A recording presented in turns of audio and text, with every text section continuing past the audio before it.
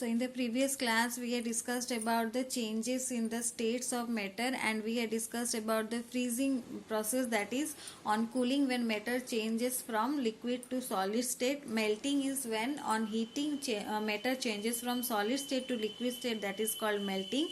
And vaporization means when the process by which a liquid state changes to gaseous form, that is called vaporization. Similarly, when water vapor or steam is cooled down, so we are getting water vapor here. When we are boiling the water, we are getting water vapor or steam. So when it is cooled down, it changes again to water. Have you ever noticed that when your mother is cooking and after cooking they are covering the curry or something, they are covering it. So when you are taking out the cover to take the curry, you might have seen that few drops of tiny drops of water you can see there, this will be falling. So when the vapor changes, when the vapor cools down, it changes to water.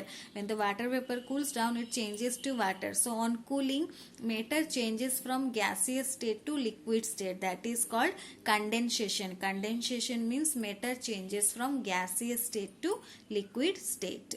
So condensation means the process by which matter changes from gaseous state to liquid state, that process is called condensation.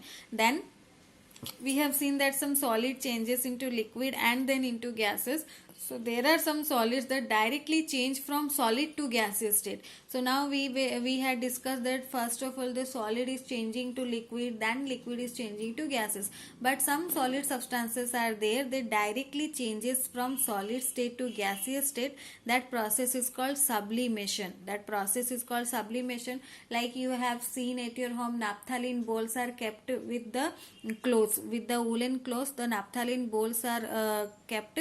You might have noticed that this naphthalene bowl slowly becomes smaller in size, and over time because of the sublimation it is over. So that is why there are some solids, they changes from solid to directly from solid to gaseous state without going to the liquid state. So this process is called sublimation. So sublimation means the process by which matter changes from solid state to gaseous state. That process is called sublimation. Another example we can take is camphor, naphthalene. There are some solids that undergo the process of sublimation, and we know that naphthalenes are kept in the woolen clothes to protect them from insects, and after some time the naphthalene balls, they are becoming smaller in size and over. That is because of the sublimation. The warm air present in the surroundings changes the solid balls into the gaseous state. Next is solution. So we are making water, we are adding some amount of sweet in the water, that is sugar in the water or salt in the water. So after some time when we are adding the sugar or salt, we are stirring the water for some time. Then after that sugar crystals or salt, these are not visible in the water, they vanish in the water.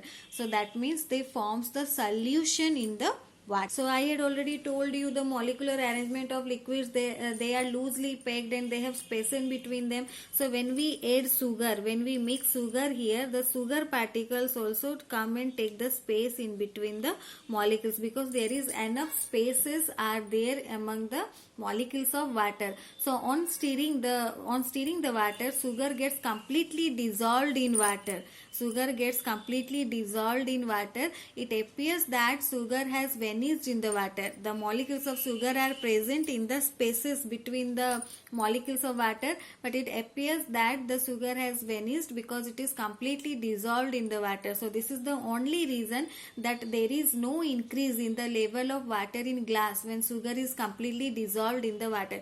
Have you ever seen that you are adding a spoon of sugar or a spoon of salt and the level of water in the glass is increasing? No, because the molecules are taking the space what is between the molecules of water molecules, because there are enough space in between the water molecules. So there is no increase in the level of water in the glass. The volume of the water remains same. The volume of water doesn't changes, it remains same. So the mixture of water and sugar is called solution, or you can say that solute plus solvent is solution. Then what is solute? The substance that is used in smaller quantity, that is called solute.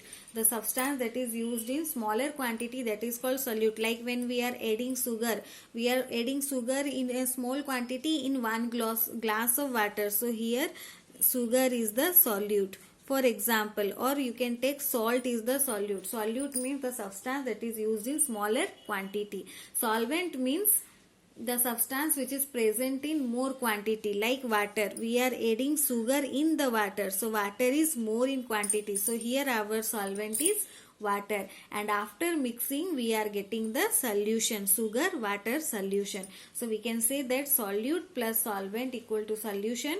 Solute means the substance which is used in less quantity, and solvent means which is used in more quantity. So the water is solvent in this case, and substance that dissolved in water, they are called soluble substance. Sugar and salt are soluble substance, and there are some substances that do not dissolve in water. These are called insoluble substances. So there are two types of substances, soluble substances and insoluble substances. Soluble substances means the substances that dissolved in water, like sugar, salt, these are dissolving in water. So these are called soluble substance. And insoluble substance means that do not dissolve in water. The substance that do not dissolve in water, like chalk powder, sand, pebble, husk, sawdust. So these are insoluble in water. If you will put the chalk powder in the water, the chalk powder will settle down. It will not dissolve. So these are insoluble substances. So this is all about the states of matter and the changes, how we can change the states of matter. So you read the chapter. Next class I will give you the question answer, write them and learn them.